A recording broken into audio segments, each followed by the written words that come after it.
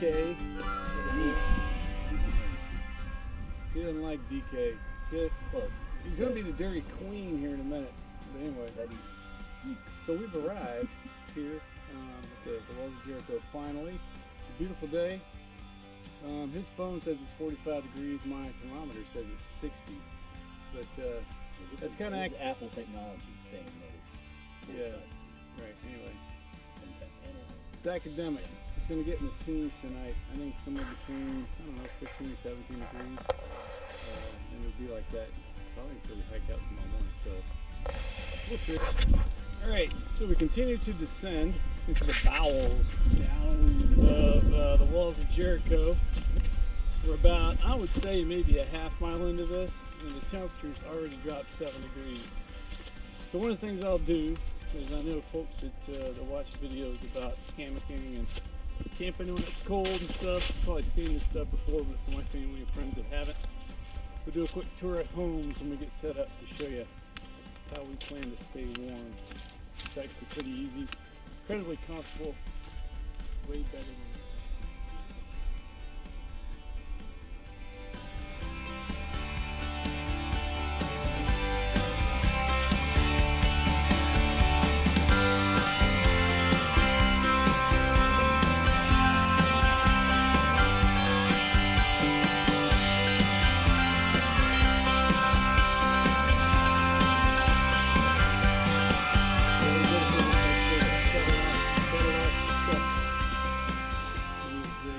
friend who recently he invited me to come hiking here. I only did one long hike with him. It was Savage Gulf. Some other friends went with him as well. Recently finished a cross-country bike trip, and when he got home, he was actually on a short bike trip from the bike shop and wrecked his bike and didn't recover. So he's a great guy, always talking about living for the moment, getting out there, doing things you want to do. He did it, and you know, I didn't get to come on the hike with him here, and so when we thought about the hike, thought about him. So this hike is dedicated to Chat-A-Lot Chuck. Let me test the microphone on his camera. See if you can hear that. That's what you don't want to hear above you when you string up your hammock. The dreaded Widowmaker. Man. Yeah. Wind's blowing a little bit, making it creak a little bit. That feels good.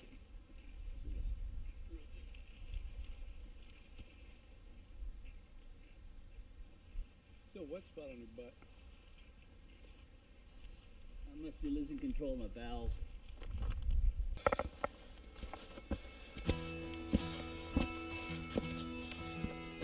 The trail's obviously here getting a little more interesting. Heading to the Walls of Jericho, just past the cemetery. I believe it was Clark Cemetery, but you can check that again. But when you hike out of the parking lot, you're basically going downhill for a good couple of miles. You get to this, I'll call it a river. It's at least wide as a Sipsy. There's plenty of water in it. And you meander down a little bit longer, start going up.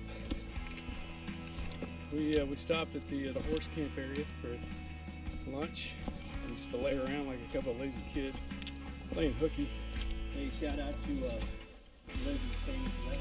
Yeah, they're absolutely good. Chicken habanero. Mm-hmm. You want to talk about? Yeah, Sam got 2 pickles. Yeah, Sam got 2 pickles. I only got 1. Especially because he's a guest. Anyway, we so about another half mile or so, you get to the cemetery and the other campsite, which is adjacent to this creek over here that's dry for the most part. And you cross that and start heading back uphill. Well, we keep getting closer and closer to the famed Walls of Jericho. So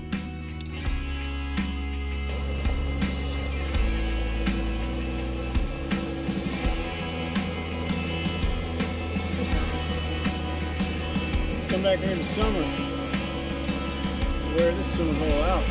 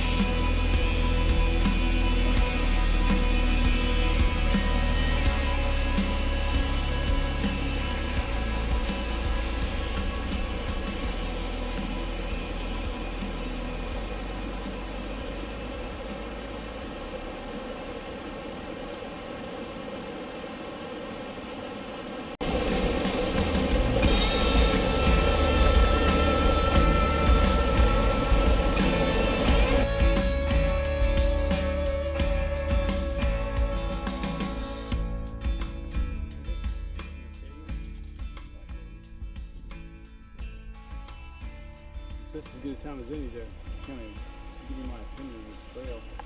This is, if you were going to do a day hike and pick a spot to do the day hike, and you wanted to get, your heart rate elevated a little, this is the perfect place. We run into, I don't know, probably 10 different couples so far hiking. I think we're the only people that are camping. It's a very, very nice area.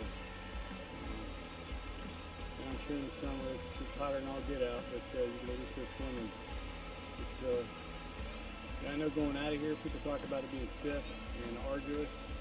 And I've walked, a couple of days in Smoky Mountains on the Appalachian Trail where it didn't seem like you ever went downhill.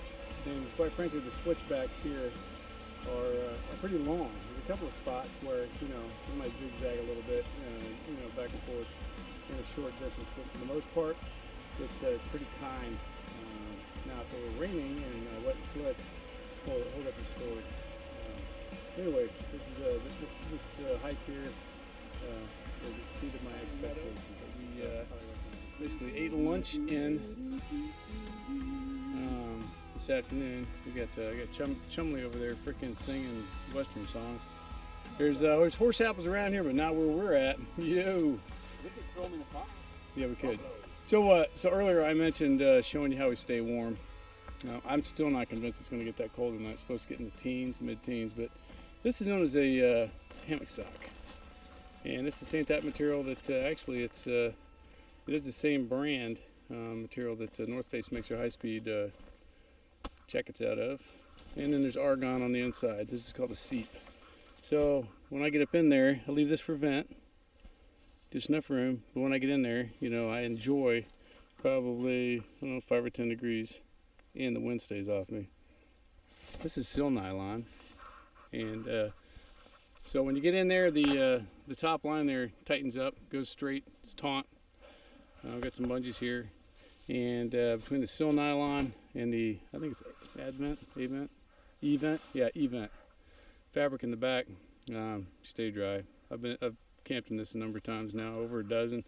Well, I'm kind of losing count. I'm not into counting stuff, but this is my winter go-to, made by Hanging Out. Mark, thank you very much, Mark. So let's take a look and see what's inside. Inside I got a DIY hammock, all right here.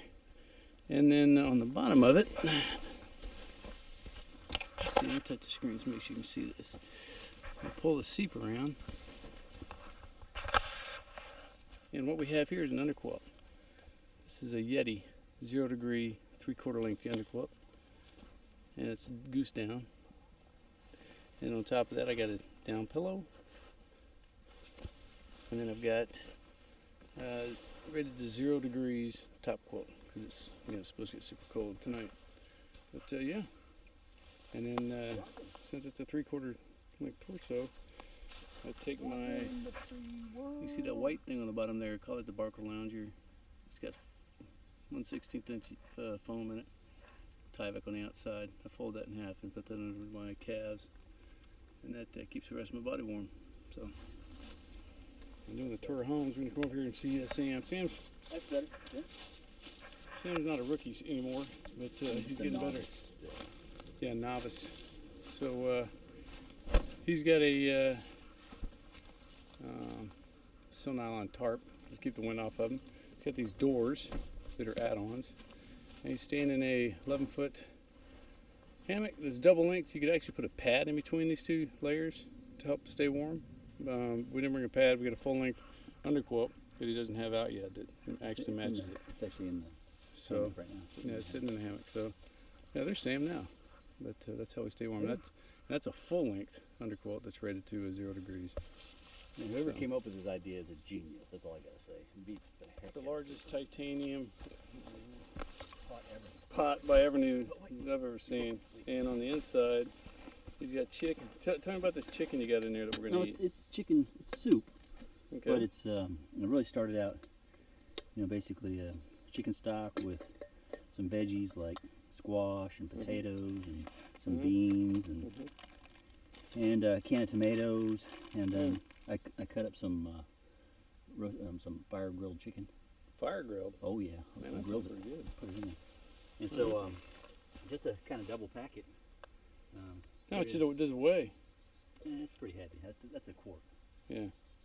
So, yeah. It's starting to leak a little bit, but it's right contained in the pot. So I put it in a bag, put it in the bowl, and froze it so it kind of stays in the same shape. Nice. And just walking all day, it's starting to get a little soft. Good. We'll dump it out in here, put it on the fire. We'll get a fire built here in a little while, and we'll get it to Berlin. Roger And that. then we each got 2 cups. I mean, full cups.